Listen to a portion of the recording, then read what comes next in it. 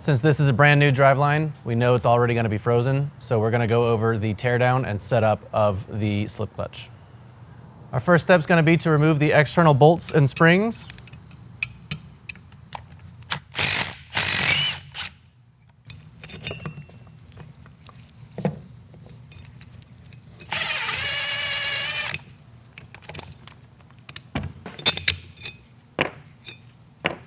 Our next step is going to be taking this first plate off.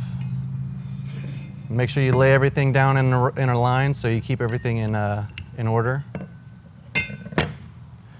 And next we're going to gently wedge our putty knife between these plates and give it some love. But we're trying to not break or crack these plates.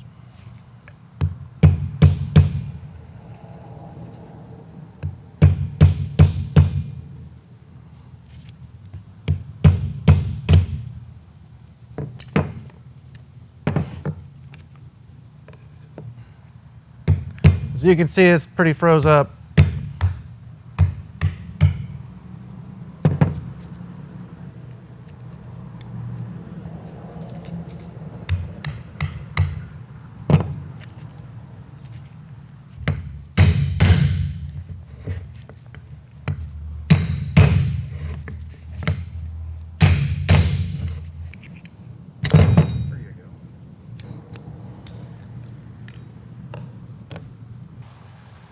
All right, you can tell because of the moisture, this shoulder got pretty rusty, and this shoulder was inside of this bushing and rusted up to the bushing and caused this clutch to freeze up.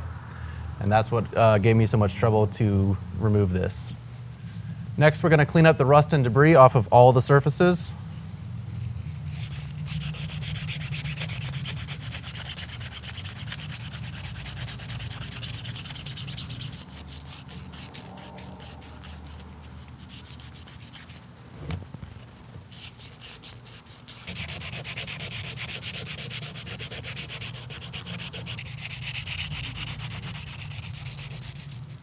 With how much debris is on the table, you can tell how much I got off of all these high spots on these parts. Next thing we're going to do is grab a rag and wipe off all of these parts, wipe them all clean.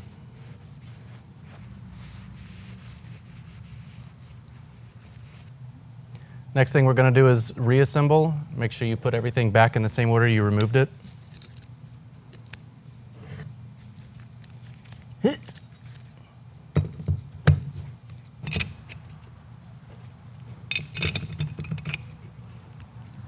Next thing you're going to need to do is refer to your operator's manual to find the spring length for your clutch. You're going to make sure you use a caliper and adjust accordingly.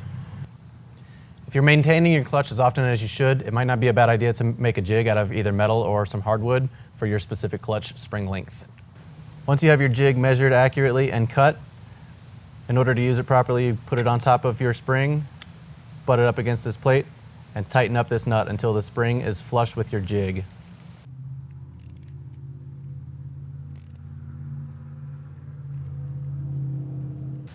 Now that we have all 8 springs adjusted properly according to the operator's manual, we're going to put this back on the tiller and take it out to the field.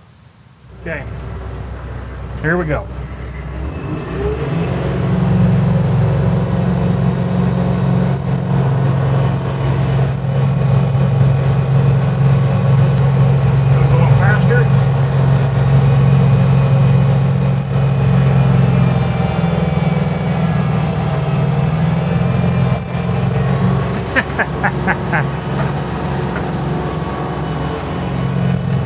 Just spun out.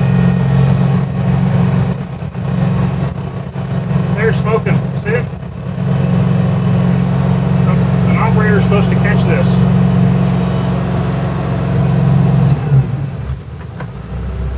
If you notice behind me, you see the tines have been dragging the dirt because the rotor was not rolling. I can smell the clutch inside the cab at this point, and the wind is to my face. Okay, you notice the clutch started slipping right here because you can tell where the tines was hitting the ground and dragging. You notice it does not look like this dirt. I could actually feel something was wrong in the cab when that hit. I got up to here and the tractor spun out. I locked the front end in gear and kept on walking.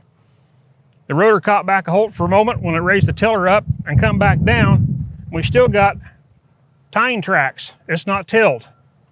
When this thing slips, it's going to get hot very quickly if you're not paying attention to it, and continue to run the unit like I did. You will notice it eventually will make smoke.